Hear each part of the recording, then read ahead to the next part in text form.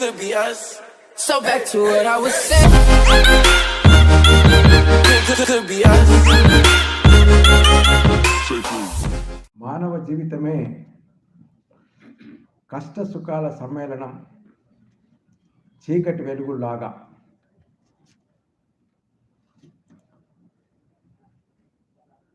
ప్రతి అంశానికి ఒక పరిణామ క్రమం ఉన్నట్టే మానవ సమాజానికి కూడా ఒక పరిణామ క్రమం ఉన్నది. ఆదిమ సమాజం నుంచి ఈ అధునాతన సమాజం వరకు గనక మనం అధ్యయనం చేస్తే ఈ స్థాయికి రావడానికి ఎన్నో శతాబ్దాలు పట్టింది. ఎన్నో మార్పుల యొక్క పర్యవసనం ఈనాడు మన జీవన విధానం.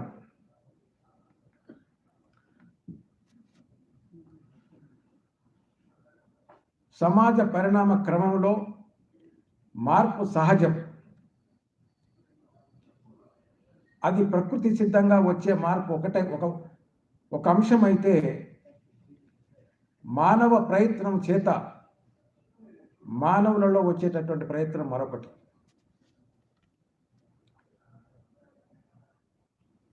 మానవ సమాజంలో వచ్చేటటువంటి మార్పుకు సంబంధించి ఆ మార్పు మానవులే తీసుకొచ్చుకోవాలి, ఎక్కడి నుంచో ఎవరు వచ్చి తీసుకోరు. అందుచేత మానవ సమాజంలో వ్యక్తుల జీవితాలు, కుటుంబ జీవితాలు, సంఘ జీవితం మారాలన్నా, సమాజ మనుగడ యొక్క అంశాల గురించి అవగాహన ఉన్నటువంటి వ్యక్తులు శక్తులుగా మారి మానవ సమాజానికి అభివృద్ధి కొరకు దోహదపడి వాళ్ళు నిరంతరం కృషి చేయాల్సినటువంటి అవసరం ఉంటుంది. ఆ క్రమంలోనే అలాంటి మహానుభావులు చేసినటువంటి ప్రయత్నం మూలంగా మనమందరం ఈ రకంగా ఉండగలుగుతున్నాం.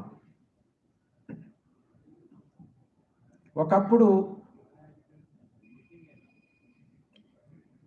ఆదిమ సమాజం ఉండేది, ఆ తర్వాత బానిస సమాజం వచ్చింది, ఆ తర్వాత భూస్వామ్య సమాజం వచ్చింది, ఆ తర్వాత రాజరికపు వ్యవస్థ వచ్చింది, ఆ తర్వాత కొంతమంది వ్యక్తుల చేత ప్రజాస్వామ్యం అనే వ్యవస్థ వచ్చింది, దాని తర్వాత ప్రజలందరూ పాల్గొనేటటువంటి ప్రజాస్వామ్య వ్యవస్థ వచ్చింది. ఇవాళ ప్రపంచవ్యాప్తంగా అనేక దేశాలలో ప్రజాస్వామ్య వ్యవస్థలే ఉన్నాయి. వాటిని నడిపించడానికి ఒక చట్టం ఉంది, దాన్నే రాజ్యాంగ చట్టం అంటుంటారు. కాబట్టి ప్రజాస్వామ్య వ్యవస్థలో రాజ్యాంగం అనేది ఉనికిలోకి వచ్చిన తర్వాత ఆ రాజ్యాంగాన్ని అమలుపరచడం, దానికి బాధ్యులైనటువంటి వారి అందరిపైన ఉన్నది. అది అమలుపరచకపోతే అది రాజ్యాంగాన్ని ధిక్కరించినట్టు అవుతుంది, రాజ్యాంగానికి వ్యతిరేకంగా నడిచినట్టు అవుతుంది.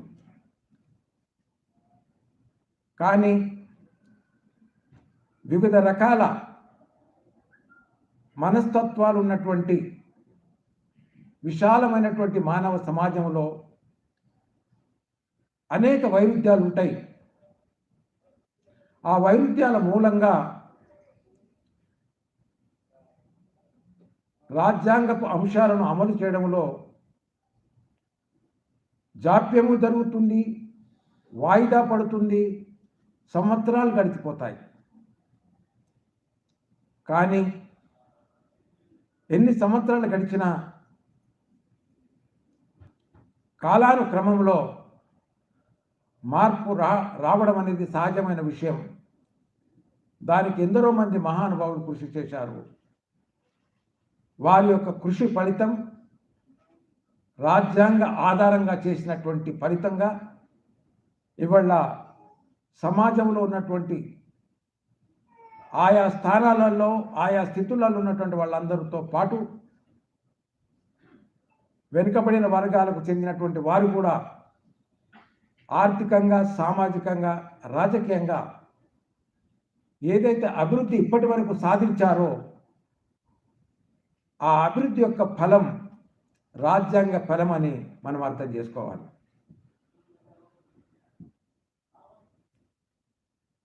భారతదేశానికి సంబంధించి రెండు రకాల జాతీయ పండుగలు ఉన్నాయి. ఆ పండుగలను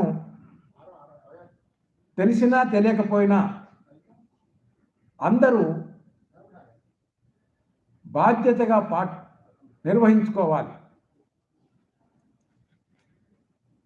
కానీ ఈనాటికి కూడా చాలామందికి అంశాలపైన అవగాహన లేదు. ఏమిటి ఆ పండుగలు అంటే, ఒకటి స్వాతంత్ర దినోత్సవం. అనేక మంది పాలకులు ఇతర దేశాల నుంచి మన దేశానికి వచ్చి యాజమాన్యం చేసి అధికారం చెలాయించి భారతదేశాన్ని అనేకమైనటువంటి ఇబ్బందులకు గురి చేసినటువంటి సమయంలో వారికి వ్యతిరేకంగా ఎన్నో పోరాటాలు జరిగినాయి. ఆ పోరాటాల పర్యవసనంగా భారతదేశానికి స్వాతంత్రం వచ్చింది. కాబట్టి భారతదేశ స్వాతంత్రాన్ని పురస్కరించుకొని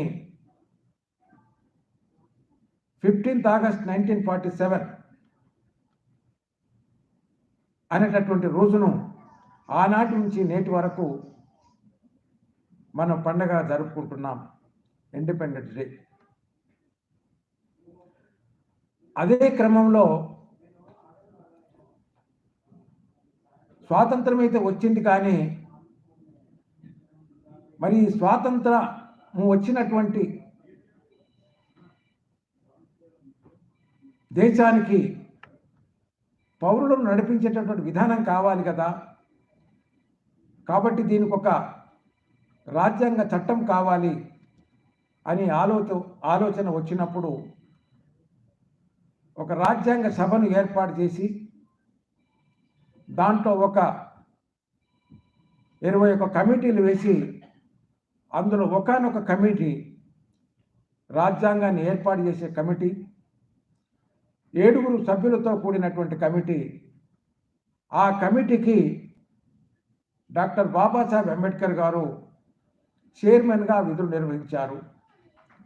వారు రచించినటువంటి రాజ్యాంగమే భారత రాజ్యాంగం. ఆ రాజ్యాంగ ఫలాలే ఇవాళ మనం ఈ స్థానంలో కూర్చుండి వింటున్నటువంటి ప్రతిఫలం.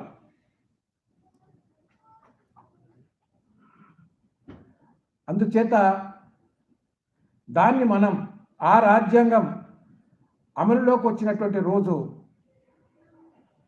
గణతంత్ర దినోత్సవం.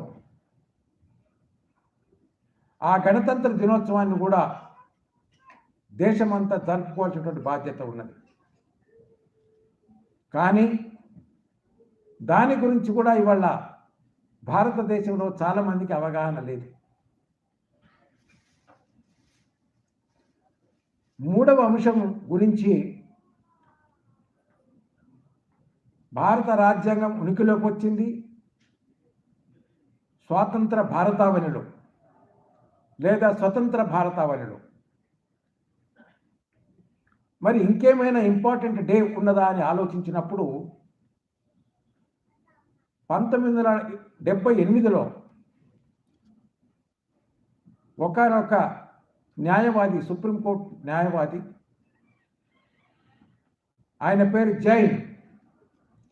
ఆ రోజుల్లో ఆయన సుప్రీంకోర్టు బార్ అసోసియేషన్కి అధ్యక్షుడిగా విధులు నిర్వహిస్తున్నాడు. వారికి ఒక ఆలోచన వచ్చింది. స్వాతంత్ర దినోత్సవాన్ని జరుపుకుంటున్నాం, గణతంత్ర దినోత్సవాన్ని జరుపుకుంటున్నాం, కానీ న్యాయవాదులుగా మనము లాడేను జరుపుకోవడం లేదు. డాక్టర్స్ డే ఉన్నది, టీచర్స్ డే ఉన్నది. ఫ్యామిలీ పాయింట్ ఆఫ్ వ్యూ చూసినప్పుడు మదర్స్ డే ఉన్నది, ఫాదర్స్ డే ఉన్నది, ఫ్రెండ్స్ డే ఉన్నది, కానీ లాయర్స్ డే లేదు కదా. కాబట్టి మనం లాయర్స్ డే జరుపుకోవటే బాగుంటుంది అనే అంశాన్ని పరిశీలన చేసినప్పుడు, ఏ రోజైతే భారత రాజ్యాంగాన్ని రచించి రాజ్యాంగ సభలో ప్రవేశపెట్టారో 26 నవంబర్ 1949, ఆ రోజును లా డేగా పరిగణిస్తే బాగుంటుంది అని భావించి ఆనాటి నుంచి లా డే, నేషనల్ లా డేగా దాన్ని జరుపుకోవడం జరిగింది. ఈ క్రమంలోనే 2015లో భారత ప్రధానమంత్రి శ్రీ నరేంద్ర మోడీ గారు ఒక ఆలోచన చేసి లా డేనే మనం భారత సంవిధాన దినోత్సవంగా జరుపుకుంటే ఎలా ఉంటుందని ఆలోచించినప్పుడు, ఆ ఆలోచన అందరూ ఆమోదించిన తర్వాత భారత ప్రభుత్వం ఒక నోటిఫికేషన్ ఇచ్చింది. నేటి నుంచి రానున్న రోజుల్లో 26 నవంబర్ని భారత రాజ్యాంగ దినోత్సవంగా జరుపుకోవాలి అని నిర్ణయించడం జరిగింది. ఆ నిర్ణయాన్ని పురస్కరించుకొని ఇవాళ దేశం మొత్తంగా భారతీయులందరూ కూడా భారత రాజ్యాంగ దినోత్సవాన్ని జరుపుకుంటున్నారు అని మనం భావిస్తే బాగుంటుంది అని నా భావన. కానీ అందుకు భిన్నంగా చాలామందికి చాలా పెద్ద మొత్తంలో ఈ అంశము జనంలోకి వెళ్ళలేదు.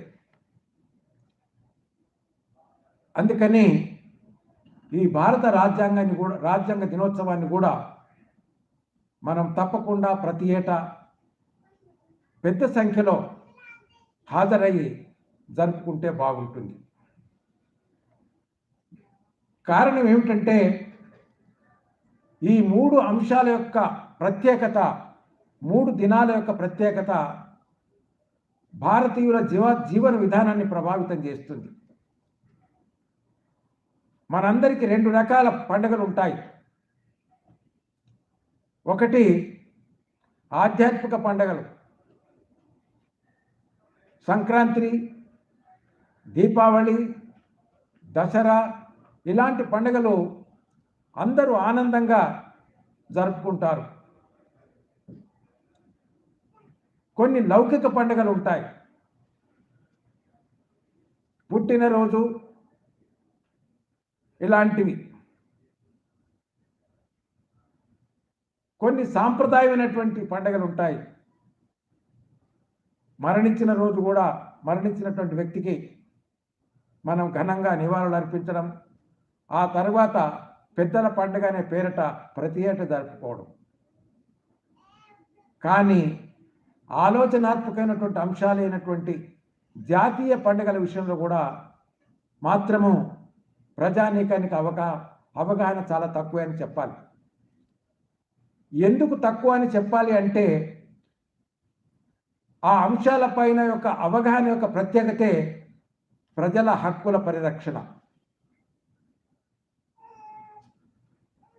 ఇండిపెండెన్స్ డే మూలంగా జరిగేటటువంటి కార్యక్రమాలలో మనం పాల్గొంటే మనకు వెంటనే ఒక ప్రశ్న వస్తుంది. ఇండిపెండెన్స్ అంటే ఏమిటి? స్వాతంత్రం అంటే ఏమిటి? స్వాతంత్ర్యము అంటే ఒక వ్యక్తి తన భావాన్ని వ్యక్తం చేసే అవకాశం, ఒక వ్యక్తి తన రాజ్యంలో స్వేచ్ఛగా జీవించే అవకాశం, ఒక వ్యక్తి తను అనుకున్నటువంటి వృత్తిని ఎన్నుకునే అవకాశం, ఒక వ్యక్తి తన జీవన విధానానికి మార్గాన్ని ఏర్పాటు చేసుకునే అవకాశం, అది కేవలం స్వాతంత్ర దేశంలోనే ఉంటుంది. అలాంటి సమస్య వచ్చినప్పుడు మరి అలాంటి పరిస్థితులు మనకున్నాయా అనే ప్రశ్న వస్తుంది. ఆ ప్రశ్నలు వచ్చినప్పుడు ఉంటే ఉన్నాయి, లేకపోతే లేవు అనుకున్నప్పుడు ఎందుకు లేవు అనే ప్రశ్న వస్తుంది. అప్పుడు స్వాతంత్రం యొక్క విలువ అవగాహన చేత మన మేధా సంపత్తి అభివృద్ధి చెందుతుంది. అలాగే రిపబ్లిక్ డే, గణతంత్ర దినోత్సవం భారత రాజ్యాంగం ఉనికిలోకి వచ్చిన రోజు. ఆ రోజు జరిగేటటువంటి అంశాలలో కనుక మనం పాల్గొంటే భారత రాజ్యాంగం అంటే ఏమిటి, అందులో ఉన్నటువంటి అంశాలు ఏమిటి, ఎందుకొరకు భారత రాజ్యాంగాన్ని రచించుకోవాల్సిన అవసరం ఏర్పడింది, మరి ఆ రాజ్యాంగంలో రచించుకున్నటువంటి అంశాలను అమలుపరుస్తున్నాయా, అమలు పరచబడడం లేదా, అమలు పరచబడితే ఏ మేరకు అమలు పరచబడినాయి, అమలు పరచబడకపోతే ఎందుకు అమలు పరచబడలేదు, దానికి గల కారణాలు ఏమిటి, అందుకు చేయాల్సినటువంటి ప్రయత్నాలు ఏమిటి అనే అంశాలపైన మనకు అవగాహన కలుగుతుంది. అదే క్రమంలో ఇన్ని సంవత్సరాల తర్వాత ఇవాళ మనకు స్వాతంత్రం వచ్చి 75 సంవత్సరాలు అవుతే దాన్ని అమృత దినోత్సవంగా జరుపుకుంటున్నాం.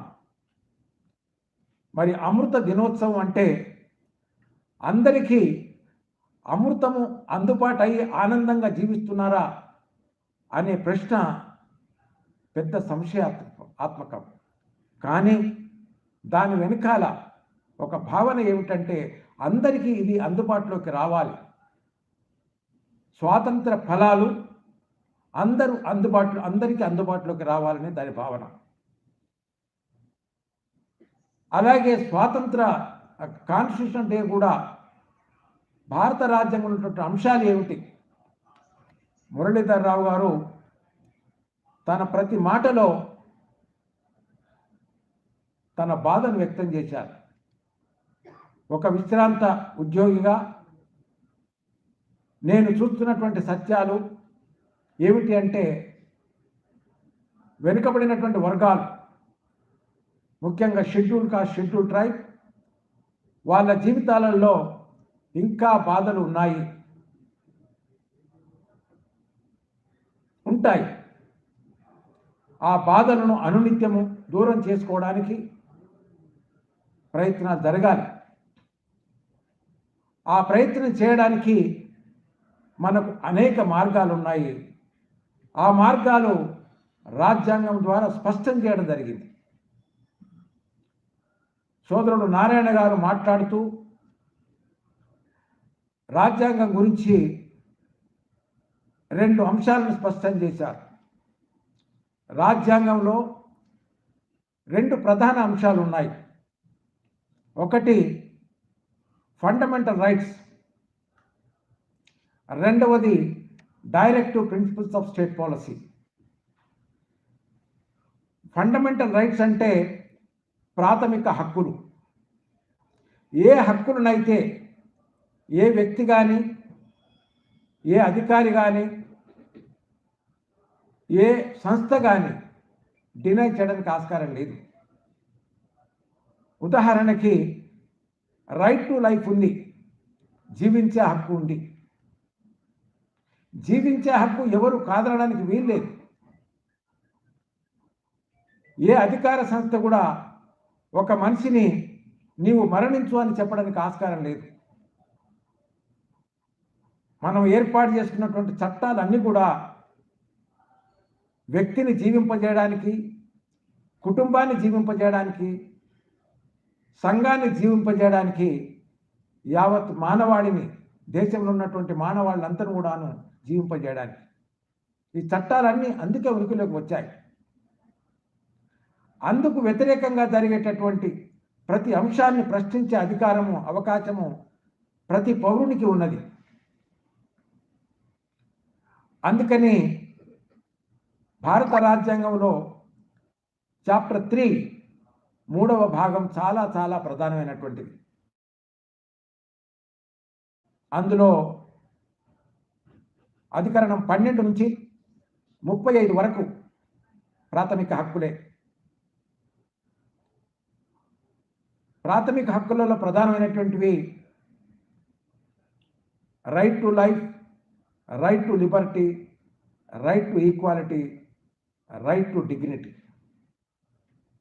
ఈ ప్రాథమిక హక్కులనే మనము మానవ హక్కులుగా protection of human rights act of 1993లో మనం చెప్పుకున్నాం. ఈ మానవ హక్కులనే 1948లో డిక్లరేషన్ ఆఫ్ హ్యూమన్ రైట్స్గా చెప్పుకున్నాం. కాబట్టి మనిషి యొక్క విలువను గుర్తించి, మనిషి యొక్క జీవితాన్ని గుర్తించి, మనిషి యొక్క జీవన విధానాన్ని గురించి హక్కులు నిర్దేశించబడ్డవి, అవి రాజ్యాంగంలో. కాబట్టి రాజ్యాంగం ప్రసాదించినటువంటి హక్కులను ఎవరు కాదనడానికి వీల్లేదు. ఎవరు కాదన్నా దాన్ని వ్యతిరేకించేటటువంటి అవకాశము ప్రతి పౌరుడికి ఉన్నది. అది కేవలం షెడ్యూల్ కాస్ట్, షెడ్యూల్ రేపే కాదు, బాధపడుతున్నటువంటి ప్రతి వ్యక్తికి అవకాశం ఉంది. ఏ రకంగా ఉంది అవకాశం అని అనుకున్నప్పుడు మనకు రాజ్యాంగ పరంగా 3 వ్యవస్థలు ఉన్నాయి. ఒకటి శాసన వ్యవస్థ, అది శాసనాలు వేస్తుంది. ఏమిటి ఆ శాసనాలు? ప్రజల యొక్క జీవన పరిస్థితులు మెరుగుపడాలి అంటే ఎలాంటి చట్టాలు కావాలని స్టడీ చేసేటటువంటి వ్యవస్థ శాసన వ్యవస్థ. వాటిని అమలు చేసేటువంటి వ్యవస్థను కార్యనిర్వాహక వ్యవస్థ అని అంటుంటాము. వాళ్ళే ఒక ఎంఆర్ఓ నుంచి తీసుకుంటే చీఫ్ సెక్రటరీ వరకు కార్యనిర్వాహక వ్యవస్థ. ప్రజల హక్కులు సరిగ్గా రక్షించబడుతున్నాయా లేదా, ప్రభుత్వ యంత్రాంగం సక్రమమైన పద్ధతులు నడుస్తుందా లేదా అని చూడడానికి ఒక వ్యవస్థ ఉంది, అదే న్యాయ వ్యవస్థ. ఇలాంటి చక్కటి వ్యవస్థ మనకున్నది. ఈ చక్కటి వ్యవస్థ దేంట్లో చెప్పబడింది అంటే రాజ్యాంగంలోనే చెప్పబడింది. కాబట్టి రాజ్యాంగాన్ని కాదనడానికి ఎవరికి అవకాశం లేదు. భారత వ్యవస్థ ఉన్నంత వరకు, ఈ రాజ్యాంగం ఉన్నంత వరకు భారతదేశంలో ఉన్నటువంటి ప్రజల యొక్క హక్కులు పరిరక్షించడానికి కావాల్సినటువంటి మిషనరీ రాజ్యాంగంలో ఉన్నది. దాన్ని ఉపయోగించాల్సినటువంటి అవకాశం అందరికీ ఉన్నది. ఆ అవకాశాలు తెలుసుకోవాలంటే దానిపైన అవగాహన పెరగాలి, దానికి స్టడీ అవసరం. అందుకనే డాక్టర్ బిఆర్ అంబేద్కర్ గారు ఏమంటారంటే, education is the solution for all the problems. ఆయన పోరాటంలో ఉన్నప్పుడు 3 పదాలు వాడారు: educate, educate, educate and organise. Education చేయి, జ్ఞానం పొందు, మళ్ళీ ఆర్గనైజ్గా. ఎందుకంటే తెలుసుకున్నటువంటి జ్ఞానం చేత మళ్ళీ ఆర్గనైజ్ కాకపోతే, విడివిడిగా ఉంటే మీ బాధలు తీర్చుకోవడానికి మీరు ఎలాంటి పోరాటం చేయలేరు. పోరాటం చేయకుండా మీ యొక్క హక్కులు సాధించబడవు అని దాని ఉద్దేశం. కానీ ఇప్పటి పరిస్థితి ఏమిటి అంటే, ఆ హక్కులు సాధించుకోవడానికి ఒక మిషనరీ ఉన్నది. ఏమిటి ఆ మిషనరీ? శాసనసభ్యులు ఉన్నారు. శాసనసభ్యులలో 2 రకాలు. ఒకటి అధికారంలో ఉన్నటువంటి శాసనసభ్యులు, వాళ్ళ బాధ్యత కూడా ప్రజల యొక్క హక్కులు పరిరక్షించాలి. వాళ్లకు ఓటేసినటువంటి మీరు మా హక్కులు పరిరక్షించండి అనే అధికారం మీకున్నది. అలాగే అధికార యంత్రాంగం ఉన్నటువంటి సభ్యులే కాకుండా గెలిచి అనధికారంగా ఉన్నటువంటి శాసనసభ్యులపైన కూడా ఉన్నది. ఎందుకు అంటే వాళ్ళకు కూడా మీరు ఓట్లు వేసి గెలిపించారు. అది ప్రజాస్వామ్యం యొక్క ప్రత్యేకత. కాబట్టి భారత ప్రజానీకానికి ఓటు అనేటటువంటిది ఒక తంతులాగా అయిపోయింది. అన్ని పండుగలలో అదొక పండుగ. ఆ రోజు ఓటు వేసి మళ్ళీ దాని గురించి మర్చిపోవడం. వాళ్ళు మర్చిపోతారు కాబట్టి అధికారంలో ఉన్నటువంటి నాయకులు కూడా ప్రజలను మర్చిపోవడం. మళ్ళా 5 సంవత్సరాలకు వాళ్ళకు వీళ్ళు జ్ఞాపకం వస్తారు, వీళ్లకు వాళ్ళు జ్ఞాపకం వస్తారు. ఇందులో రాజ్యాంగం గురించినటువంటి అవగాహన మీకు ఎక్కడ ఉన్నది? ఈ అవగాహన లేకపోవడం మూలాన రాజ్యాంగం గురించే తెలియనప్పుడు దాన్ని అమలు చేసే ప్రసక్తే రాదు. కాబట్టి ఇవాళ ఈరోజు నిర్ణయం తీసుకొని ఎంతమంది అయితే కార్యకర్తలు ఉన్నారో ఆ కార్యకర్తలందరూ కూడా రాజ్యాంగం వాళ్ళ చేతిలో ఉండాలి. రాజ్యాంగంలో ఉన్నటువంటి అంశాలను స్పష్టంగా స్టడీ చేయండి.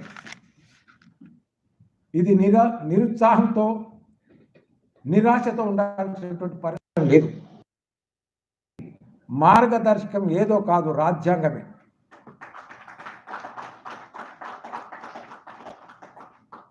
ఒకసారి నేషనల్ జ్యుడిషియల్ అకాడమీ నిర్వహించినటువంటి ఒక కార్యక్రమంలో ఒక ప్రశ్న వేశారు డయాస్కు. What is the philosophy of doctor B R Ambedkar గారని.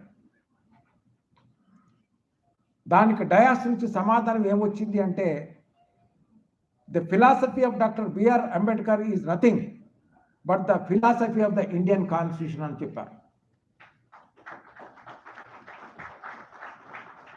కాబట్టి భారత రాజ్యాంగం యొక్క ఆలోచన విధానం డాక్టర్ బిఆర్ అంబేద్కర్ గారి యొక్క ఆలోచన విధానం.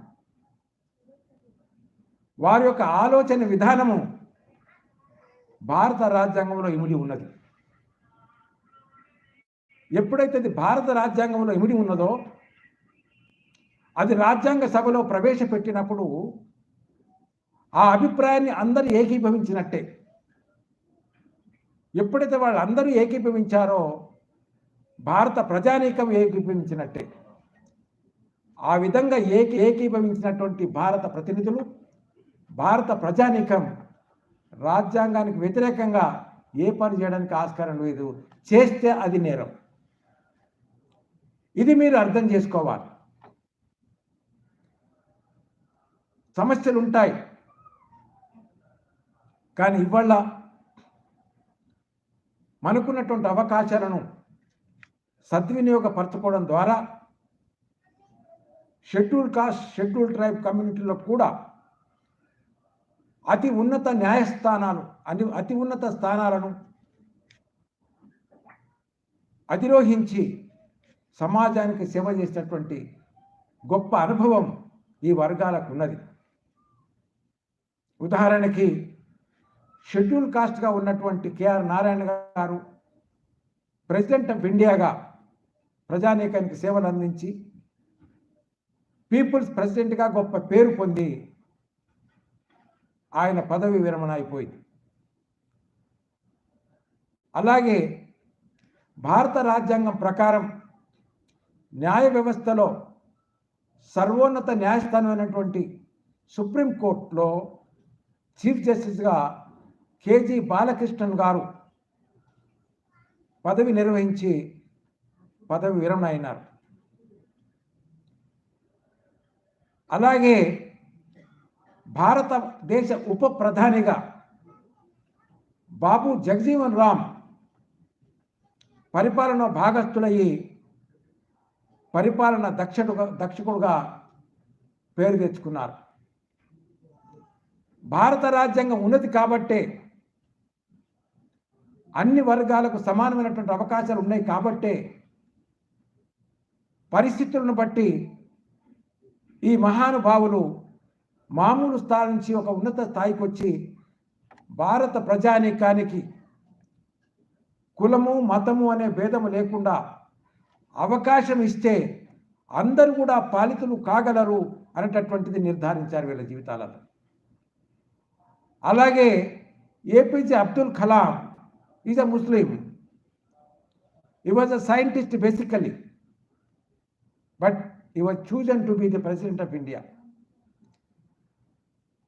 ఆయన అనునిత్యం యావత్ భారతావరిని ఒకవైపు ప్రెసిడెంట్ హోదాను పదవిని నిర్వహిస్తూనే ఎక్కడికి వెళ్ళినా ప్రాథమిక పాఠశాల నుంచి మొదలుకుంటే విశ్వవిద్యాలయం వరకు విజిట్ చేస్తూ విద్య యొక్క ప్రత్యేకతను చెబుతూ మానవ జీవితం ఒక పక్షి లాంటిది. ఆ పక్షికి రెక్కలు ఉంటాయి. ఆ రెక్కలు ఏ రకంగా ఊపితే ఆ రకంగా మనం పైకి వెళ్ళగలుగుతాము.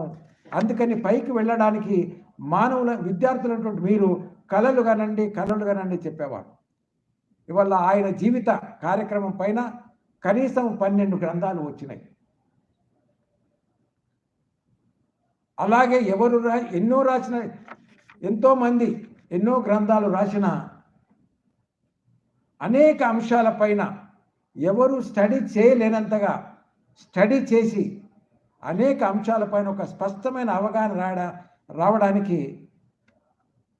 డాక్టర్ బిఆర్ అంబేద్కర్ గారి యొక్క రచనలు ఉన్నాయి. దాదాపు 22 వాల్యూమ్స్ ఉన్నాయి. అవన్నీ భారత ప్రజానీకాన్ని నడిపించడానికి ఎవరైతే అధికారులు ఉన్నారో వాళ్ళందరూ చదవాల్సినటువంటి బాధ్యత ఉన్నది. ఇవాళ మనం పేపర్లో చూస్తే అధికారంలో ఉన్నవాళ్ళు కానీ అధికారంలో లేని వాళ్ళు కానీ ముఖ్యంగా రాజకీయ నాయకులు ఒకరిపైన ఒకరు వ్యక్తిగత దూషణలు తప్ప దేశ అభివృద్ధి గురించి మాట్లాడుతున్నటువంటి దాఖలాలు చాలా చాలా తక్కువ. వాళ్ళను చూసి ఒక్కొక్కసారి ఏమి నేర్చుకోవాలో అనే ప్రశ్న వస్తుంది. అసెంబ్లీలో మాట్లాడుతున్నప్పుడు కుర్చీలు లాక్కొని కొట్టుకోవడము, మైకులు తీసేయడము, ఇట్లాంటి శాసన వ్యవస్థలో పార్లమెంటు వ్యవస్థలో మనం ఉన్నాం. కాబట్టి ముందు వీళ్ళకి పరిజ్ఞానం కలగాలి ఈ రాజ్యాంగం గురించి. వాళ్ళు బాగా చదవాలి, ఎందుకంటే పాలితులు కాబట్టి. అలాగే ఎగ్జిక్యూటివ్ రాజకీయ నాయకుల చేతిలో కీలుబొమ్మలుగా కాకుండా భారత రాజ్యాంగంలో దానికి అనుసంధానమైనటువంటి చట్టాలు ఆ అధికారికి సంబంధించిన ఏమని చెప్పింది అనే అంశాన్ని గమనించి వాటిని అమలు చేయాల్సినటువంటి బాధ్యత ఎగ్జిక్యూటివ్కి ఉన్నది. ఎగ్జిక్యూటివ్ అంటే మండల్ లెవెల్లో మండల్ ఆఫీసర్సు, డివిజనల్ లెవెల్లో రెవెన్యూ డివిజనల్ ఆఫీసర్సు, జిల్లా లెవెల్లో కలెక్టర్సు, అలాగే లా అండ్ ఆర్డర్కి సంబంధించి స్థానికంగా సబ్ ఇన్స్పెక్టర్లు, సర్కిల్ లెవెల్లో సర్కిల్ ఇన్స్పెక్టర్లు, డిఎస్పీలు, జిల్లా లెవెల్లో సూపరింటెండెంట్ ఆఫ్ పోలీస్. వీళ్ళందరికీ తెలుసు. కానీ ప్రజల్లో ఉన్నటువంటి అజ్ఞానాన్ని బట్టి ఎవరైతే అజ్ఞానులు అవుతారో వాళ్ళు బలహీనులు, ఎవరైతే జ్ఞానులు అవుతారో వాళ్ళు బలవంతులు వాళ్ళ దృష్టిలో. కాబట్టి జ్ఞానం అనేటటువంటిది మాత్రమే మనుషులను, కుటుంబాలను, వ్యవస్థను మార్చగలుగుతుంది. ఆ జ్ఞానం అనేటటువంటి పేరునే ఇవాళ మనం ఈ స్థానంలో కూర్చున్నాం. అది లేనటువంటి మన సోదరి మనందరికీ మనం అందజేయాల్సినటువంటి బాధ్యత మన పైన ఉన్నది. ఇవాళ హ్యూమన్ రైట్ కమిషన్ చైర్పర్సన్గా నా దగ్గరికి వస్తున్నటువంటి అందరూ కూడా చాలామంది scheduled cost, scheduled tribes and backward classes, మధ్యతరగతి వాళ్ళు కూడా కాదు. అప్పటికప్పటికే సంబంధించినటువంటి అధికారులతో మా దగ్గర ఉన్నటువంటి యంత్రాంగం లేకపోయినా టెలిఫోన్ ద్వారా అనేక సమస్యలు పరిష్కారం అవుతున్నాయి. టెలిఫోన్ ద్వారా ఒక పిల్లవాడిని అరెస్ట్ చేసినారు, వారెంట్ లేదు, ఎందుకు చేశారో తెలియదు, ఎక్కడున్నాడో తెలియదు అంటే ప్రప్రథమంగా ఏ పోలీసు స్టేషన్ నుంచి వచ్చినారో ఆ పోలీస్ స్టేషన్ యొక్క వివరం తెలుసుకుంటే ఇమీడియట్గా ఆ పోలీస్ స్టేషన్కు ఫోన్ చేస్తే, సార్ ఎవరో కంప్లైంట్ ఇచ్చారు అందుకని తీసుకొచ్చాం సార్, విచారిస్తున్నాం, పంపిస్తాం సార్ అన్నారు. మళ్ళీ సాయంకాలం ఫోన్ చేస్తే ఆ అబ్బాయిని పంపించేస్తున్నారు. ఇట్లా చాలామంది హ్యూమన్ రైట్ కమిషన్కి రావడం ద్వారా వాళ్ళ సమస్యలు పరిష్కారం అవుతున్నాయి. కాబట్టి ఇన్స్టెంట్ జస్టిస్, చాలామంది భార్యాభర్తల కేసులు వస్తున్నాయి. వాళ్ళ నిరూఢలను తల్లిదండ్రులు పిలిపించి వాళ్ళ సమస్యలు పరిష్కారం చేయడం జరుగుతోంది. చాలామంది పేద రైతులు, ముఖ్యంగా ఇనాందారులు, స్థానికంగా ఉన్నటువంటి భూస్వాములు ఎవరైతే ఉన్నారో, ఇప్పుడు భూస్వాములు అనడానికి వీలు లేదు, ఆలోచన విధానం మాత్రమే ఉన్నది. కానీ ఆ ఆలోచన విధానం ద్వారా సర్పంచ్ ఎస్సీ అయినా సర్పంచ్ ఎస్టీ అయినా వాళ్ళని ఆధారంగా తీసుకొని ముందు సర్పంచ్ని పెట్టి వెనుక వాళ్ళు ఉంటూ గ్రామాలలో అన్ని సమస్యలు క్రియేట్ చేస్తున్నారు. అలాంటప్పుడు దాని ముందు ఉన్నటువంటి సర్పంచ్ని, వెనుక ఉన్నటువంటి భూస్వామిని ఇద్దరిని పిలిపించి ఏమిటి మీ సంగతి ఇలా ఎందుకు చేస్తున్నారంటే దానికి వెంటనే వారు సమాధానం చెప్తే ఆ సమస్యను వెంటనే పిటిషన్కి ఏమయ్యా ఇది పరిస్థితి కరెక్టేనా అంటే ఈ రకంగా జరుగుతుంది అని చెప్పి ఆ సమస్యను కూడా పరిష్కారం చేయడం జరుగుతుంది. ఎందుకు ఈ అంశాన్ని చెప్తున్నామంటే ఇవాళ ప్రజలకు ఉన్నటువంటి సమస్యలను పరిష్కరించాల్సిన బాధ్యత అధికారుల పైన ఉన్నది. కాబట్టి ప్రజలకు ఏ వ్యక్తికి ఏ అధికారికి ఏ అధికారం ఉందనే అంశం పైన ఒక అవగాహన ఉండాలి. ఆ అవగాహన రావాలంటే చట్టాలపైన అవగాహన ఉండాలి. ఇవాళ చట్టాలపైన అవగాహన చాలామందికి లేదు. అందుకనే న్యాయ వ్యవస్థలో ఒక చట్టం వచ్చింది, legal services authorities act of 1987. ఆ చట్టం ప్రకారం ఏమిటంటే ప్రజల సమస్యలు తీర్చడమే కాకుండా పేదవాళ్ళకు కూడా ఉచిత న్యాయం అందించాలి అని ఉన్నది. ఇవాళ చాలామంది న్యాయస్థానాన్ని ఆశ్రయిస్తున్నారు. ఈ చట్టాల ద్వారా సమస్యలు పరిష్కారం అవుతున్నాయి. కానీ ఇంకా అవగాహన పెరగాల్సి ఉన్నది. ఆ అవగాహన పెంపొందించడానికి లీగల్ సర్వీసెస్ అథారిటీస్ యాక్ట్ ప్రకారంగా ప్రజలలో చట్టాలపైన అవగాహన పెంపొందించడానికి లీగల్ లిటరసీ క్యాంప్ న్యాయ వ్యవస్థ ఏర్పాటు చేస్తూ ఉంది. సుప్రీంకోర్టు నుంచి మొదలుకొంటే మండల్ లెవెల్లో ఉన్నటువంటి మ్యాజిస్ట్రేట్ కోర్టు వరకు కూడా ప్రతి సెకండ్ సాటర్డే లోక్ అదాలతుల ద్వారా సమస్యలు పరిష్కారం కాబడుతున్నాయి. అట్లాగే ఎగ్జిక్యూటివ్గా ఆలోచించినప్పుడు ఒకవేళ ఎంఆర్ఓ కాదంటే ఆర్టీఓ దగ్గరికి వెళ్ళాలి, ఆర్టీఓ కాదంటే కలెక్టర్ గారి దగ్గరికి వెళ్ళాలి. ఇలా వెళ్ళాలంటే అవగాహన లేదు వాళ్ళకి. కలెక్టర్ గారికి వినతి పత్రం ఇచ్చినా ఇవాళ వాళ్ళు కూడా దాన్ని చక్కగా పరిష్కరించలేదు. అయినా ఈ మధ్యకాలంలో నా అబ్జర్వేషన్ ప్రకారంగా ప్రతి కలెక్టరు వాళ్ళ సమస్యలకు ఏదో పరిష్కారం చూపుతూ ఉన్నారు. అలాగే హ్యూమన్ రైట్స్ యాక్ట్లో 2 ప్రధాన సంస్థలు ఉన్నాయి. ఒకటి నేషనల్ లెవెల్లో నేషనల్ హ్యూమన్ రైట్స్ కమిషన్, రాష్ట్ర స్థాయిలో state human rights commission. National లెవెల్లో retired chief justice of supreme court will be the chairperson. రాష్ట్రం లెవెల్లో retired judge of the high court is the chairperson. మన రాష్ట్రానికి సంబంధించి చైర్పర్సన్తో పాటు 2 సభ్యులు ఉన్నారు. ఒకరు retired district judge N Anandarao గారు ఉన్నారు. ఒకతను social activist non judicial member Irfan అనేవారు ఉన్నారు. వీరి సహకారం చేత చాలా సమస్యలు పరిష్కరించే అవకాశం నాకు కలిగింది. కాబట్టి మీలో ఎలాంటి సమస్యలు ఉన్నా ఆ సమస్యల గురించి మీరు వస్తే 2 అంశాలు నేను చేయగలను. ఒకటి, ఆ సమస్య మాతో పరిష్కారం కాగలిగింది అంటే ఎవరికి డైరెక్షన్స్ ఇస్తే ఆ సమస్య పరిష్కారం అవుతుందో మేము గమనించి ఆ సంబంధించిన అధికారికి డైరెక్షన్స్ ఇస్తాం, దాన్ని అమలు చేసేటట్టు చూస్తాం. ఒకవేళ మాతో పరిష్కారం కాకపోతే ఏ అధికారి అయితే దాన్ని పరిష్కారం చేస్తాడో వారి దగ్గర మీరు దరఖాస్తు పెట్టండి, ఆయనకు డైరెక్ట్ ఇస్తాము ఆ దరఖాస్తును పరిశీలించమని. ఇలాంటి ఒక చక్కటి అవకాశం తెలంగాణ ప్రజానీకానికి ఉన్నది. దాన్ని ఆసరిగా తీసుకొని ఇవాళ రాష్ట్ర నలుమూల నుంచి కుగ్రామం నుంచి కూడా ఒక పండగలాగా స్టేట్ కమిషన్కు ప్రజానీకం వస్తున్నారు.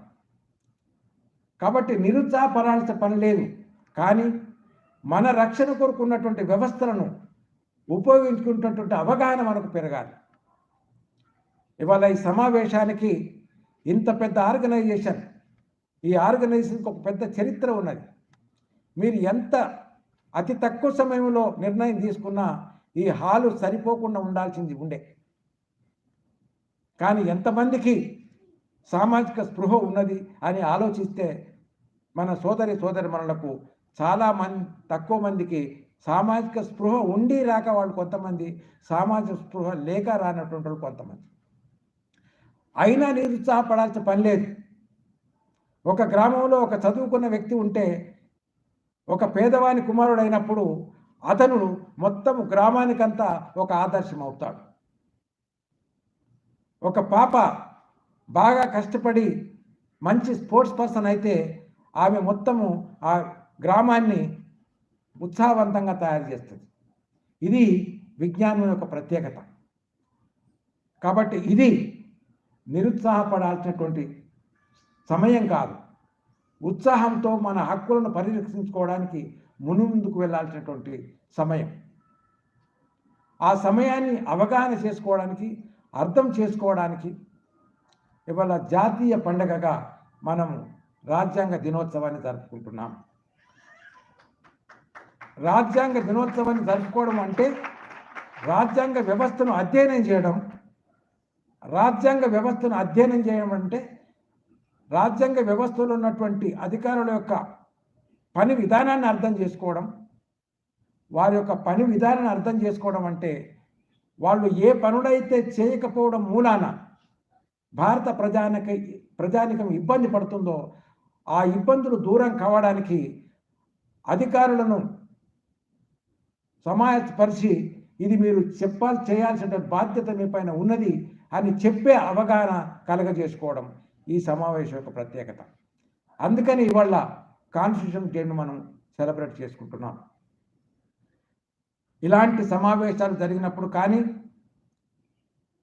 లేదా హ్యూమన్ రైట్స్ కమిషన్ వాళ్ళు నిర్వహిస్తున్నటువంటి హ్యూమన్ రైట్స్ అవేర్నెస్ డే క్యాంపులు జరుగుతున్నప్పుడు కానీ, లేదా లీగల్ సర్వీస్ అథారిటీస్ వాళ్ళు లీగల్ లిటరసీ క్యాంపు జరుగుతున్నప్పుడు కానీ, మీ సమస్యలు, మన వాళ్ళ సమస్యలు, బాధితుల సమస్యలు కనుక వారి దృష్టికి తీసుకొస్తే చట్ట పరిధిలో ఆ సమస్యను పరిష్కరించడానికి అవకాశం ఉంటుంది. కాబట్టి భారత రాజ్యాంగమే లేకపోతే భారతదేశ పరిస్థితి ఈనాడు ఇలా ఉండేది కాదు. ఆ రాజ్యాంగంలో నిర్దేశించినటువంటి అంశాల మూలంగానే వ్యవస్థ నడుస్తూ ఉంది. అది ఎంత చక్కగా నడవాలనో అంత చక్కగా నడవకపోవడం మూలాన ఇంకా బాధలు కొనసాగుతూనే ఉన్నాయి. కాబట్టి ప్రజల్లో చైతన్యం వచ్చి భారత రాజ్యాంగంలో నిర్దేశించినటువంటి అంశాలపైన సంపూర్ణమైనటువంటి అవగాహన వచ్చి వాటిని అమలు పరుస్తామని ప్రామిస్ చేసే అధికారంలోకి వచ్చేటటువంటి అధికారులను నిలదీసి అడిగేటటువంటి మానసిక స్థితి వచ్చినప్పుడు చాలా సమస్యలు పరిష్కారం అవుతాయి. అలాంటి మానసిక స్థితికి రావడానికి, అలాంటి అవగాహన పెంపొందించడానికి పూర్వకంగా ఈ యొక్క ప్రదేశాన్ని ఒక పాఠశాలగా మార్చి మనం ఈరోజు భారత రాజ్యాంగం గురించి మాట్లాడుకుంటున్నాం. కాబట్టి ఈ రోజుకు ఎనలేనటువంటి ప్రత్యేకత ఉన్నది. ఆ 2 దినాలకు, ఇండిపెండెన్స్ డేకు, రిపబ్లిక్ డేకు ఎంత ప్రత్యేకత ఉన్నదో భారత రాజ్యాంగ దినోత్సవానికి కూడా అంతే ప్రత్యేకత ఉన్నది. ఆ ప్రత్యేకతను గమనించి భారత ప్రధానమంత్రి గారు ఆయన అధికారంలోకి వచ్చిన తర్వాత 2 ఇంపార్టెంట్ ఆస్పెక్ట్ చేశారు. ఒకటి, సర్దార్ వల్లభాయ్ పటేల్ గారి విగ్రహాన్ని ఏర్పాటు చేశారు. అలాగే డాక్టర్ బిఆర్ అంబేద్కర్ గారి విగ్రహాన్ని కూడా ఏర్పాటు చేస్తూ దానికి ఏమని నామకరణం చేసినారంటే it is the statue of equality అని పెట్టారు. సమానత్వానికి గుర్తింపుగా భారత రాజ్యాంగ తండ్రి అయినటువంటి డాక్టర్ బిఆర్ అంబేద్కర్ గారి యొక్క ఆశయాలను నిదర్శనంగా ఆ యొక్క స్టాచ్యూని పెట్టడం జరిగింది. దాని నుంచి మీరు నేర్చుకోవాలి. ఈక్వాలిటీ అని మీరు పెట్టారు కదా, మరి ఈక్వాలిటీ లేకపోతే మరి ఈక్వాలిటీ చేయడానికి మీరు చేస్తున్నటువంటి ప్రతి ప్రయత్నం ఆ మార్గదర్శకంలో ఉండాలి అని అడిగేటటువంటి స్థాయికి రావాలి. ఈక్వాలిటీ గురించి ఎవరో చెప్పాల్సిన పని లేదు. రాజ్యం ఎలా నడవాలి అనేటటువంటిది ఆదేశక సూత్రాల్లో స్పష్టంగా చెప్పబడింది. కాబట్టి ప్రతి దానికి మన వ్యక్తిగత చర్య కానీ, కుటుంబ చర్య కానీ, సామాజిక చర్య కానీ వ్యవస్థను ఎలా నడిపించాలి, దాని యొక్క అంతిమ ఆశయం ఏమిటి అనే విషయము డైరెక్టివ్ ప్రిన్సిపల్స్ ఆఫ్ స్టేట్ పాలసీలో అధికరణం 36 నుంచి 51 వరకు స్పష్టంగా చెప్పబడింది. రాజ్యాంగాన్ని ఒకసారి చూస్తే అధికారులకు అది అర్థమవుతుంది, కానీ వాళ్ళకి అర్థం కాదని కాదు, అర్థం అయి కూడా కొన్ని సందర్భాలలో కొన్ని పరిస్థితుల మూలంగా వాళ్ళు చెయ్యరు. ఆ పరిస్థితులను అధిగమించాలంటే మనం మన పరిస్థితులను అధిగమించడానికి కృషి చేయాలి. అది ఎప్పుడు సాధ్యమవుతుందంటే మన హక్కులపైన మనకు అవగాహన ఏర్పడ్డప్పుడు, ఆ హక్కులను రక్షించాల్సినటువంటి బాధ్యత ఎవరిపైందో తెలిసినప్పుడు, వాళ్ళకు ఎందుకు చేయలేరో అడిగేటటువంటి మానసిక స్థితి వచ్చినప్పుడు ఆ సమస్యకు పరిష్కారం అవుతుంది. అందుకని ఈరోజు జరుపుకుంటున్నటువంటి ఈ రాజ్యాంగ దినోత్సవానికి అంత ప్రత్యేకత ఉన్నది సోదరులారా. కాబట్టి ఇది నిరుత్సాహపడాల్సినటువంటి అంశం కాదు, ఉత్సాహపడినటువంటి సందర్భం. మానవ జీవితంలో కష్టాలు ఉంటాయి, కష్టాలు ఉండవని కాదు, తప్పకుండా ఉంటాయి. కష్టం లేనటువంటి జీవి ఎవరూ లేరు. కానీ అందరి కష్టాలు వేరు, షెడ్యూల్ కాస్ట్ పీపుల్ యొక్క కష్టాలు వేరు. కారణం ఏమిటంటే ఇంకా వాళ్ళు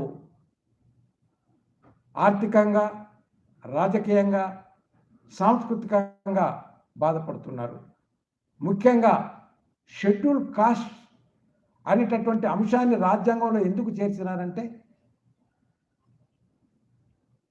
సాంస్కృతికంగా వాళ్లను కులము పేరట వేరు చేయడం చేత, కొంతమందిని జీవన విధానం ద్వారా వేరు చేయడం చేత వెనుకబడినటువంటి వర్గాలన్నించి ఒక షెడ్యూల్గా ఏర్పాటు చేశారు. కాబట్టి దాన్ని రాజ్యాంగంలో చేర్చారు. కాబట్టి దానికి షెడ్యూల్ కాస్ట్ అని పేరు పెట్టారు. వీళ్ళ సమస్యలు పరిష్కరించడానికి అనేక వ్యవస్థలను కూడా దాంట్లో ప్రత్యేకంగా పెట్టారు. కాబట్టి వీళ్ళకు ప్రత్యేకమైన హక్కులు ఉన్నాయి. రిజర్వేషన్ అనే కాన్సెప్ట్ కూడా ఇలాంటి వ్యతిరేకమైనటువంటి భావాల్ని భారత ప్రజలకు తీసివేసి అందరికీ సమానమైన అవకాశాలు కల్పించాలని అందులో చెప్పడం జరిగింది.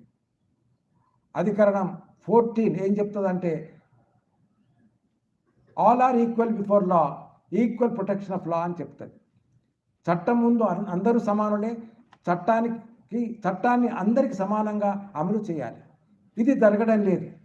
ఎందుకు జరగడం లేదనేటటువంటి ప్రశ్న మీకు రావాలి అంటే ఆ రాజ్యాంగంలో అంశం ఉన్నదని అవగాహన మీకు రావాలి.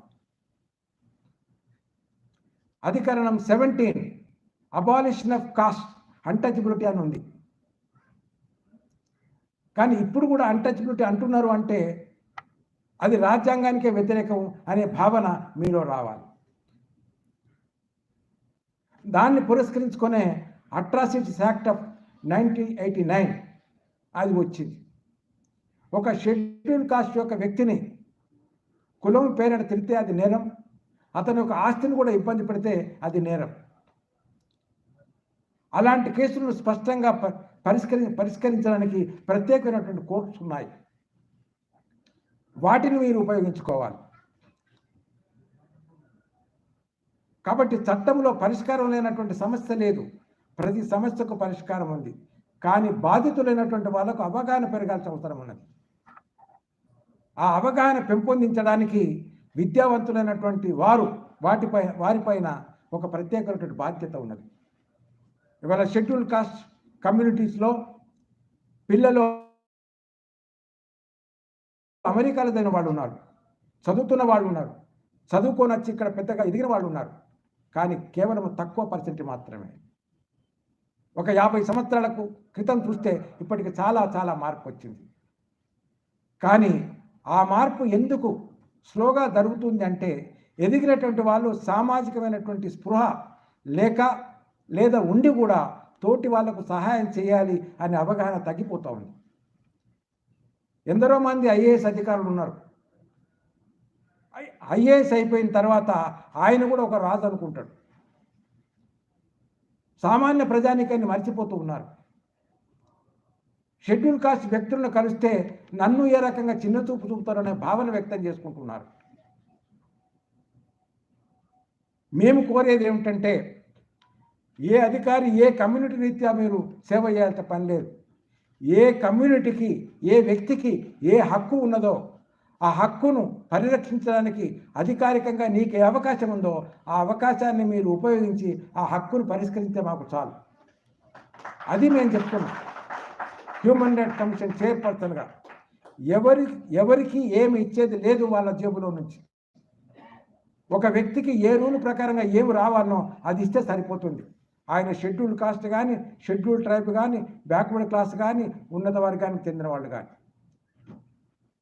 Constitution is the mandate. రాజ్యాంగం అనేది ఒక గీత. ఆ గీతలో ఎవరైతే వస్తారో ఆ గీతలో ఉన్నటువంటి ప్రతిఫలాలు అందరికీ అందాలి. కాబట్టి ఎవరో చేయాల్సిన పని లేదు,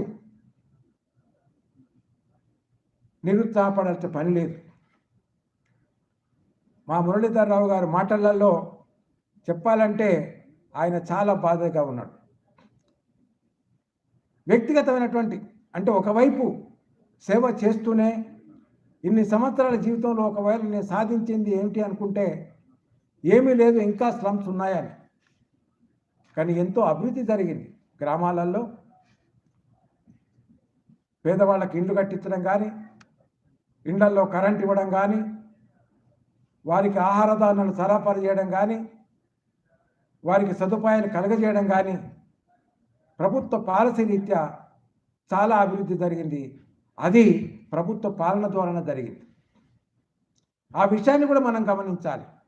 అదే సమయంలో ఏవైతే ఉనికిలోకి రాలేదో, ఎవరికైతే బాధలు తీరలేదో వాళ్ళ పక్షాన మనం నిలబడి తెలిసినటువంటి వాళ్ళ అధికారుల యొక్క దృష్టికి కనుక తీసుకెళ్ళగలిగితే తప్పకుండా అవి కూడా పరిష్కారం అవుతాయి. అది ఒక అంశం అయితే, ఒకవేళ వారు అన్నారు ప్రైవేటైజేషన్ కనుక చేస్తే అదొక కాన్సెప్ట్. ఆ కాన్సెప్టే తప్పైతే ఒక భారత పౌరునిగా అది ఎట్లా తప్పో నిర్ధారించడానికి ఉద్యమించేటటువంటి హక్కు ఉన్నది. అది కూడా మీకు ప్రాథమిక హక్కు, అది కూడా ఫండమెంటల్ రైట్. ఎప్పుడైతే నీ అభిప్రాయాన్ని వ్యక్తం చేసుకునేటటువంటి అవకాశం ఫండమెంటల్ రైటో, ఎప్పుడైతే అంశం పైన నలుగురు గుమిగూడే అవకాశం మీకున్నటువంటిది ఫండమెంటల్ రైట్ అవుతుందో, దానిపైన ఉద్యమించే అవకాశం కూడా అది ఫండమెంటల్ రైటే. కాబట్టి రాజ్యాంగంలో ప్రతిదీ కూడా స్పష్టంగా చెప్పబడింది. దాన్ని అవగాహన చేసుకుంటే అందుకు వ్యతిరేకంగా మాట్లాడే వాళ్ళు కానీ, వ్యతిరేకంగా ప్రవర్తించే వాళ్ళు కానీ వాళ్లకు సరి అయినటువంటి సమాధానం చెప్పేటటువంటి శక్తి, యుక్తి, పరిజ్ఞానం మనకు ఉండాలి. అది నీడ్ ఆఫ్ ది అవర్. అందులో భాగమే ఇవాళ రాజ్యాంగ దినోత్సవాన్ని మనం జరుపుకుంటున్నాం. ఆ రకంగా దీన్ని మనం అర్థం చేసుకోవాలి. స్లమ్ ఏరియాస్ ఉన్నాయి. ఇవాళ నేను ఉదయము రంగారెడ్డి కాలేజ్, ఏవి కాలేజీలో ఒకనొక భాగం ఈ రాజ్యాంగ దినోత్సవ సందర్భంగా కూడా నేను అక్కడికి వెళ్ళడం జరిగింది. చాలామంది విద్యార్థులు అదే ప్రశ్న వేశారు. నేను వాళ్ళకు చెప్పాను, go to the villages, explain about the laws explain about the constitution, explain about the rights, explain about the directive principle of state policy, and enhance the awareness of the people to the people అని చెప్తే అందరూ they have taken oath. కాబట్టి మనం సేవ, ప్రేమ రెండు ప్రధాన అంశాలు మానవ జీవితంలో. ఈ రెండు అంశాలపైన అందరికీ అవగాహన ఉంటుంది, కానీ పాటించరు కొంతమంది. చాలామంది పాటించరు. చాలామంది పాటిస్తే సమాజం ఇప్పటి వరకు ఈ రకంగా ఉండదు. పాఠశాలలో ఇవాళ ఎందరో మంది అన్ని వర్గాలకు సంబంధించినటువంటి అధ్యాపకులు ఉన్నారు. కానీ ప్రభుత్వ పాఠశాలల ఎడల ఎందుకు నిర్లక్ష్యం జరుగుతూ ఉంది? అన్ని రకాల వాళ్ళు ఉన్నప్పుడు విద్యార్థులు రాలేదని అధ్యాపకులు రారు, అధ్యాపకులు రాలేదని విద్యార్థులు పోరు. కాబట్టి స్కూలు మూతపడిపోతుంది. ఎవరిది పొరపాటు చెప్పండి? ఈ విషయాన్ని గమనించాలి. ఒక గ్రామంలో ఒక పాఠశాలలో విద్యార్థులు పోవడం లేదంటే ఎందుకు పోవడం లేదు? అధ్యాపకులు రావడం లేదంటే ఎందుకు రావడం లేదు? మనకున్నటువంటి ప్రజాస్వామిక వ్యవస్థలో పరిపాలన విధానం ఎక్కడి నుంచి ప్రారంభమవుతుంది? గ్రామ పంచాయతీ నుంచి ప్రారంభమవుతుంది. There is a reservation for all the communities. Schedule caste, schedule tribes కూడా రిజర్వేషన్ ఉన్నది. కానీ ఎంతమంది షెడ్యూల్ కాస్ట్, షెడ్యూల్ ట్రైబ్ ఉన్నటువంటి గ్రామ సర్పంచులు గ్రామ అభివృద్ధి కొరకు కృషి చేస్తున్నారు? అందరూ కూడా చాలామంది గ్రామంలో ఉన్నటువంటి ఉన్నత వ్యక్తుల యొక్క చేతుల్లో కీలుబొమ్మలుగా ఉంటూ తన తోటి సోదరులను సోదరులను ఇబ్బంది పెడుతున్నారు. అలాంటి సమస్యలు కూడా మా కమిషన్ ముందుకు వస్తున్నాయి. దీనికి ఎవరు బాధ్యులు? చట్టం ద్వారా అధికారం ఇచ్చినటువంటి చట్టము తప్ప, చట్టం మూలంగా అధికారం వచ్చినటువంటి వ్యక్తి ఒక తప్ప, వ్యక్తి ఒక తప్పు. Reservation is there. You have come into power in the name of reservation, but what are you doing? We don't want you to do anything for a particular community, but you are a Grama Sarpanch of everybody. But you cannot support a particular person who is a mighty person. ఈ చైతన్యం రావాలి. అలాగే ఎమ్మెల్యేలు ఉన్నారు, అలాగే ఎంపీలు ఉన్నారు. Once they are elected, their duty, bond duty is to protect the rights of the people. ఎందుకు ఎన్నుకోబడ్డటువంటి నాయకులు ప్రజలకు దూరం అవుతున్నారు? ఎందుకు ప్రజలు వాళ్ళ దగ్గరికి వెళ్ళి మా హక్కులను రక్షించని అడగలేకపోతున్నారు? అంటే నిన్నటిదాకా మీ దగ్గర తిరిగి మిమ్మల్ని ఓట్లు అడిగి అక్క అని, అయ్యా అని, ఎమ్మెల్యే అయిన తర్వాత, ఎంపీ అయిన తర్వాత మీరు దగ్గరికి వెళితే కనీసం రూమ్లకు, తన గదిలో కూడా రానివ్వడు. ఆ పరిస్థితి ఎందుకు వస్తుంది? దానికి ఎవరు బాధ్యులు? చట్టము బాధ్యుడా, లేకపోతే వ్యక్తులు బాధ్యుడా? కాబట్టి రిజర్వేషన్ అనే కాన్సెప్ట్ కేవలము వెనుకబడినటువంటి వాళ్ళను అభివృద్ధి చెందించడానికి నిర్దేశించే అంశం రాజ్యాంగంలో. అది ఎవరికి వ్యతిరేకం కాదు, ఎవరికి ప్రతికూలము కాదు, సమాజ అనుకూలమైనటువంటిది. ఒక కుటుంబంలో ఒక అబ్బాయి వెనుకబడితే మొత్తం కుటుంబ సభ్యులందరూ కూడా అతని పైకి తీసుకురావడానికి ప్రయత్నం చేస్తారు. అదే ఉద్దేశంతో వెనుకబడినటువంటి వర్గాలను పైకి తీసుకురావడానికి రాజ్యాంగ పరంగా ఉంటే తప్ప దేశం బాగుపడదని రిజర్వేషన్ అటువంటి అంశాన్ని రాజ్యాంగంలో చెప్పడం జరిగింది. దాన్ని ఎవరు కాదనడానికి వీల్లేదు. అది సుప్రీంకోర్టే చెప్పింది. అందుచేత ఎంతవరకైతే ఈ రాజ్యాంగం ఉంటుందో, ఎంతవరకైతే ఇలాంటి బలహీనమైనటువంటి వ్యక్తులు ఉంటారో వాళ్ళందరినీ బాగుపడాల్సినటువంటి మార్గం రాజ్యాంగంలో స్పష్టంగా చెప్పబడింది.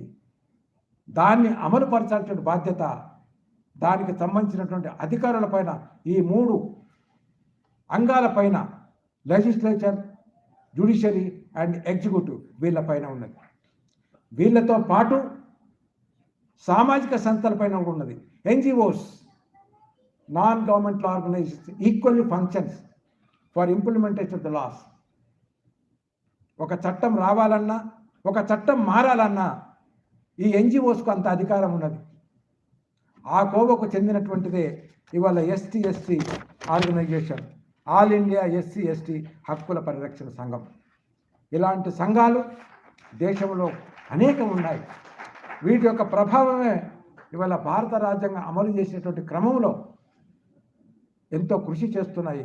ఆ కోవకు చెందినటువంటి వాళ్ళే మా సోదరులు మురళీధర్ రావు గారు, యాదగిరి గారు, నగేష్ గారు, చంద్రశేఖర్ గారు, శివరాజు గారు, శ్రీరాజు గారు. వీళ్ళందరికీ ఒకసారి మనం అందరం లేచి నిలబడి చెప్పట్టు కొడదాం. వాళ్ళందరూ ఇక్కడ ఉన్నారో లేదో నాకైతే తెలియదు. చంద్రశేఖర్ గారు నాకు తెలుసు, మురళీధర్ రావు గారు తెలుసు, యాదగిరి గారు ఎక్కడున్నారో చేతులు పట్టండి. యాదగిరి ఎక్కడున్నాడు? యాదగిరి ఎక్కడున్నాడు చెప్పండి. తర్వాత నగేష్, వేర్ ఈజ్ నగేష్? మీకు ప్రత్యేకమైన అభినందనలు. రెండవది శివరాజ్, వేర్ ఈజ్ శివరాజ్? మీకు ప్రత్యేకమైన అభినందనలు. Mister C Raju, secretary, where is he? You are all supposed to be here, come here to have a photography with us. So ఈ యొక్క అంశాలను కనుక సోదరులారా మీరు ప్లీజ్ బీ సీటెడ్ దృష్టిలో పెట్టుకుంటే మనకు నిరుత్సాహపడాల్సినటువంటి పని లేదు. ముందుకు వెళదాం. ఇలాంటి జాతీయ పండుగలను మనం ఘనంగా జరుపుకుందాం రానున్న రోజుల్లో. మరొకసారి మీ అందరికీ రాజ్యాంగ దినోత్సవ శుభాకాంక్షలు తెలియజేస్తూ మీరు అందరూ లేస్తే ఒక ప్రతిజ్ఞ మీతో చేయించాలని నాకు ఆకాంక్ష ఉంది. ఒకసారి మీరు లేచి నిలబడి,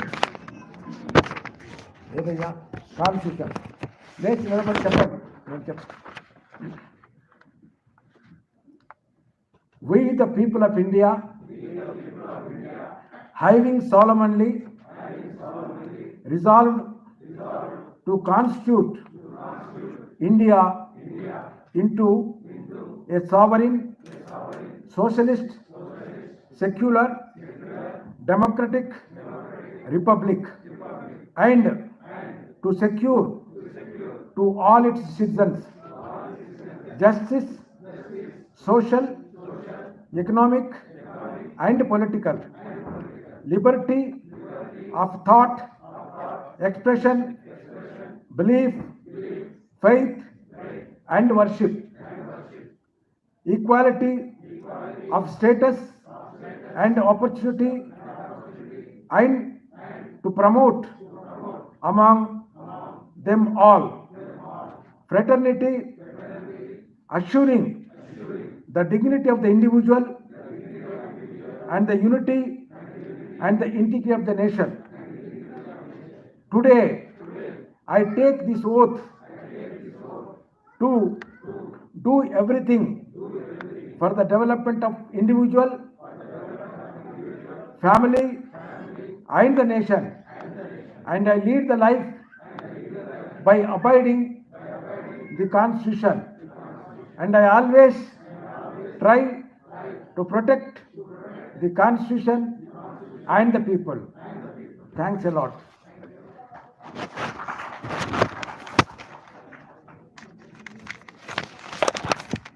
మరొకసారి అందరికీ రాజ్యాంగ దినోత్సవ శుభాకాంక్షలు తెలియజేస్తూ ఈ చక్కటి అవకాశం నాకు ఇచ్చినందుకు సోదరుడు మురళీధర్ రావు గారికి ప్రత్యేకంగా అభినందనలు. Every platform this country which is concern the people is my platform. అందుకని ఇది కూడా నా ప్లాట్ఫామే, మీరంతా నా వాళ్ళు. కాబట్టి ఎప్పుడైనా ఏ సమస్య వచ్చినా నేను అధికారంలో ఉన్నా లేకపోయినా నా దగ్గరికి రావచ్చు. I take something from you, I will give something to you in the name of knowledge.